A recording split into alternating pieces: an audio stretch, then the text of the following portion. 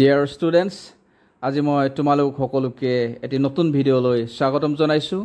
আজি আমি আলোচনা কৰিবলৈ লোৱা টপিকটো হৈছে ট্ৰান্সলেচন আৰু এই ট্ৰান্সলেচন কেইটা HSLC 2017 ত আহিছিল। ঠিক আছে, আমি পুনে ট্ৰান্সলেচন কেইটালৈ যাব বিচাৰিছো। তোমালোকে দেখিছা HSLC 2017 ত কি ট্ৰান্সলেচন আহিছিল। টোটাল 5টা ট্ৰান্সলেচন আহিছিল। গতিকে মই সেন্টেন্স কেইটা এবাৰ পঢ়ি দিব বিচাৰিছো। Number 1, পৃথিৱীখন ঘূৰণীয়া। Number 2, তেওঁলোকক ভিতৰলৈ আহিব দিয়া। 3, তুমি নিতৌ কিমান সময় লিখা পঢ়া কৰা। 4, আজি ৰাতি বৰষুণ দিব পাৰে। 5, বুঢ়া মানুহজনে বৰ লাহে লাহে কথা কয়। এতিয়া আমি পুনে প্ৰথম যেটো সেন্টেন্স আছে সেই সেন্টেন্সলৈ যাব বিচাৰিছো। পৃথিৱীখন ঘূৰণীয়া। এনসাৰটো হৈছে the earth is round। কিয় লিখিলো? পৃথিৱীখন ঘূৰণীয়া বুলি ক'লে এটা ইউনিভাৰ্সাল ট্ৰুথ হয় আৰু ইউনিভাৰ্সাল ট্ৰুথ বিলাকক আমি সাধাৰণতে সিম্পল প্ৰেজেন্ট টেন্সত প্ৰকাশ কৰো আৰু সেই কাৰণে আমি লিখিলো the earth, subject is, verb round, extension আৰু ইয়াত round টো adjective। এটা earth আগত আমি সদায় দা লিখো, মনত ৰাখিবা, যেনে earth, moon আৰু sun এইকেইটা আগত আমি দা লিখো, the earth, the moon, the sun। এটো মনত ৰাখিবা। এতিয়া আমি ইয়াৰ পিছৰটোলৈ আহিছো। Number 2, তেওঁলোকক ভিতৰলৈ আহিব দিয়া। এনসাৰটো হৈছে let them come in। যদি আমি allow যদি লিখো, allow them to come in তেনেকৈ লিখিব লাগিব। এতিয়া এই সেন্টেন্সটো হৈছে তেওঁলোকক ভিতৰলৈ আহিব দিয়ে। ইয়াত হৈছে কোনো সাবজেক্ট নাই। সাবজেক্টটো আছে কিন্তু লুকাই আছে। ইউ সাবজেক্টটো আছে কিন্তু লুকাই আছে। গতিকে তেওঁলোকক ভিতৰলৈ আহিব দিয়া যেটো আছে হেতু আমি কেনেকৈ লিখিছো let এৰ আৰম্ভ কৰিছো। ইয়াত কোনো সাবজেক্ট নাই। লেটটো হৈছে এটা verb. let them come in। ইয়াত কিন্তু ইন যেটো আছে, ইনটো হৈছে ইয়াত যদিও প্ৰিপজিশন ইনটো ইয়াত এডভাৰ্ব হিচাপে ব্যৱহাৰ কৰিছে, মানে ভিতৰৰ ফাললৈ বা ভিতৰলৈ বুজাইছে। গতিকে let them come in আৰু let them যদি আমি লিখো তেতিয়াহলে আমি তাৰ পাছত যেটো ভাৰ্ব লিখো, ভাৰ্বৰ আগত তেতিয়াহলে টু যেটো ইনফিনিটিভ হয়, টু মানে প্ৰিপজিশন এটা দিয়া হয় যেটো ইনফিনিটিভ বুলি কোৱা হয়। গতিকে সেই টু টো লিখা নহয়, let them to come in নহয়, let them come in লিখা হয়। ইয়াত কিন্তু সাবজেক্টটো আছে, হেতু বুজিব লাগিব, হেতু ইউ লুকাই আছে। Number 3, তুমি নিতৌ কিমান সময় লিখা পঢ়া কৰা। এনসাৰটো হৈছে how long do you study daily বা every day আমি লিখিব পাৰো। ইয়াত যেটো সেন্টেন্স আছে তুমি নিতৌ কিমান সময় লিখা পঢ়া কৰা, তুমি লিখা পঢ়া কৰা, হেতু আমি টেন্স উলিয়াব লাগিব। তুমি লিখা পঢ়া কৰা এটা হৈছে হেবিচুৱেল এক্টৰ কথা কৈছে, যেটো অভ্যাসগত এটা ঘটনাৰ কথা কৈছে।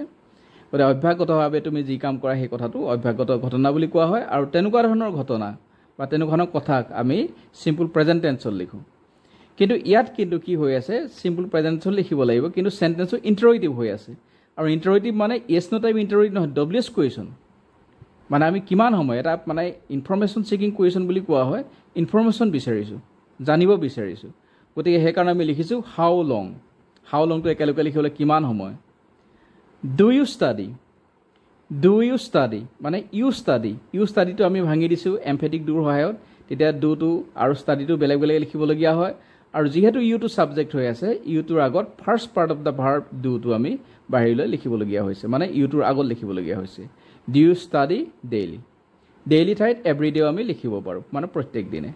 আৰু study টো আমি কিয় লিখিছো, read লিখিলেও ভুল নহয়, কিন্তু লিখা পঢ়া বুলি কথাটো যেহেতু কৈছে এটো অধ্যয়নৰ কথা বুজাইছে। লিখা পঢ়া কৰা মানে কিতাপ পঢ়া বুজাইছে, অংক কৰা বুজাইছে, এখন মানচিত্ৰ বা তেনেকুৱা ধৰণৰ ভূচিত্ৰাৱলী এখন চোৱা কথা বুজাইছে, জিওমেট্ৰি বক্সৰ সহায়ত বা মেথছৰ কিবা এটা জিওমেট্ৰি কিবা ডায়াগ্ৰাম এটা অঁকাৰ কথা বুজাইছে। গতিকে সকলোবিলাক কথা বুজোৱাৰ কাৰণে আমি ষ্টাডিটো সামগ্ৰিকভাৱে লিখিছো। এনে ৰিড লিখিলেও ভুল নহয়। তাৰ পিছৰটোলৈ আহিছো, আজি ৰাতি বৰষুণ দিব পাৰে। এনসাৰটো হৈছে it may rain tonight। ইয়াত আমি মে ব্যৱহাৰ কৰিছো যেহেতু এটা সম্ভাৱনা আছে আৰু যেটো এন্টিসিপেটৰি ইট বুলি কোৱা হয়, ইট টো ব্যৱহাৰ কৰিছে। ইয়াত ডাইৰেক্ট কোনো সাবজেক্ট নাই, ইট টোৱে সাবজেক্ট হৈ আছে। it may rain, rain টো হৈছে ভাৰ্ব বা প্ৰিন্সিপাল ভাৰ্ব হৈ আছে। tonight টো হৈছে এডভাৰ্ব, এটো সময় বুজায়, এডভাৰ্ব অফ টাইম বুজাইছে। it may rain, এটো মে টো হৈছে সম্ভাৱনা বুজাইছে। যদি ইয়াত পাৰে বুলি কৈছে, পাৰে মানে এটো সম্ভাৱনা বুজাইছে। কিন্তু কোনোবাই ভাষা এটা ক'ব পাৰে, মানে ধৰা he can speak English, আমি তেনেকৈ আমি লিখিব পাৰো। তেতিয়া আকৌ তাত কি কেন নহয়, কেনটোৱে স্কিল বুজাইছে, মানে এবিলিটি বুজাইছে কিন্তু ইয়াত এইটো কি হয় প্ৰবেবিলিটি বা সম্ভাৱনা বুজাইছে বৰষুণ দিব পাৰে আজি ৰাতি কিন্তু যদি বতাহ বৰষুণ যদি আহে তেতিয়াহ'লে বৰষুণ ডাৱৰ উৰুৱাই লৈ যদি যায় বৰষুণ তেতিয়া নহ'বও পাৰে সেইটো মনত ৰাখিব লাগিব গতিকে সেইকাৰণে লিখা হৈছে ইট মে ৰেইন টুনাইট আমি একেবাৰে শেষৰটোলৈ আহিছোঁ বুঢ়া মানুহজনে বৰ লাহে লাহে কথা কয় এনচাৰটো হৈছে the old men speaks very slowly আমি যদি চাওঁ বুঢ়া মানুহজনে লাহে লাহে কথা কয় বা বুঢ়া মানুহজনে কথা কয় দ্য অল্ড মেন স্পীক্স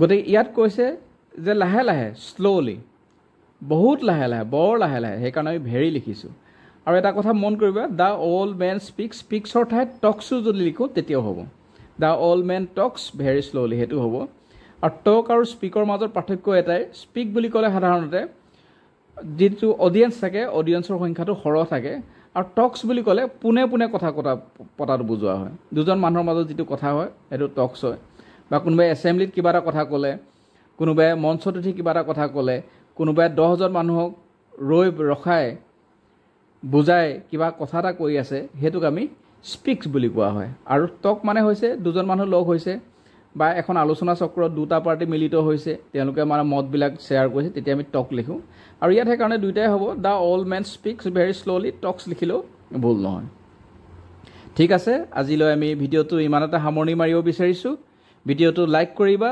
ফ্ৰেণ্ডছৰ লগত শ্বেয়াৰ কৰিবা আৰু এনেকুৱা ভিডিঅ' পাবলৈ চেনেলটো ছাবস্ক্ৰাইব কৰিবা থেংক ইউ অল